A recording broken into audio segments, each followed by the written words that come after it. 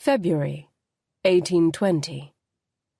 Padding the crotch of one's trousers required a surprising amount of skill. Too big of a bulge drew attention. Too small, and you risked the thing slipping down your leg.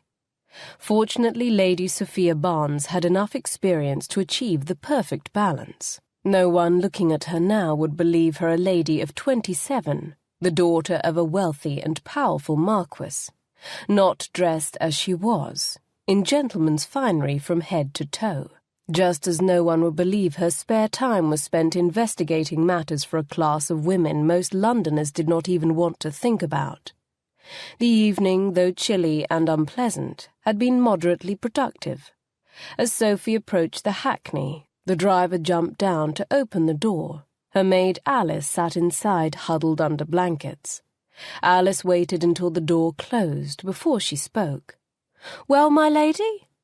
Sophie knocked on the roof to signal the driver. Then she pulled a folded paper out of the pocket of her greatcoat. No trace of Natalia, but I did find this.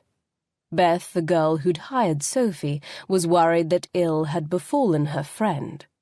Though Beth had now found herself a protector, Natalia still worked in a tavern near the docks, where extra coins meant taking a customer to the second-floor rooms. The two girls corresponded every week without fail, and Natalia hadn't sent word for almost a month. Tonight, Sophie had gained access to Natalia's room and searched it. The only letter she'd found was in Russian. Sophie stretched her unencumbered legs in the small space as the carriage rumbled forth into the night. Breeches really were a spectacular invention. I wish I knew what it said. Beth only speaks English. We'd need to find someone who can speak Russian, my lady. A name came to mind, a name she tried not to think of more than 5 or 10 times a day. She often failed even at that. I do know someone who speaks Russian, Lord Quint. He gave a short lecture during a gathering at the Russian embassy 3 years ago.